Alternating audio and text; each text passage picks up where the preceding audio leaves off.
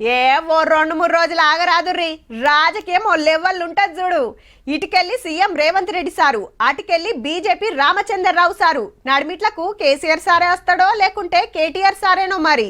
మంత్రులు అన్ని పార్టీల సీనియర్లు దిగుతారు, రువ్వడి చూపిస్తారు. మున్సిపల్ ఎలక్షన్లు ఉన్నాయి. మళ్ళా ఊర్ల పొంట సర్పంచ్ సీట్లు తలాయిని వంచుకుర్రు గాని ఈడ ఎక్కువ సీట్లు కొట్టాలని అన్ని పార్టీల తండ్లాట.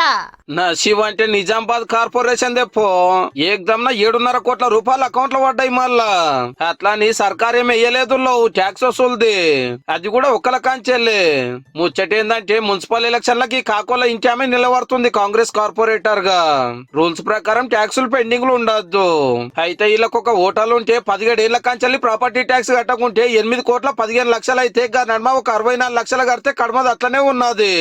ఏ లక్షల నిలబడాలంటే అన్ని బరాబర్ ఉండాలన్నాయే. గందుకే 7 కోట్ల 50 లక్షలు సుక్తా చేసిరు. ఇప్పుడు కార్పొరేటర్ పదవికే గంత కట్టిరా అనేరు. మేయర్ సీట్ కు సూటి పెట్టిరట. మళ్ళా మున్సిపల్ ఎలక్షన్ల పుణ్యాన పాత పద్ద వసూలయ్యింది. లేకుంటే ఇంకెన్నేళ్ళు పెండింగ్లు ఉండునో, ఇంకెన్ని కోట్లాటలు అవును.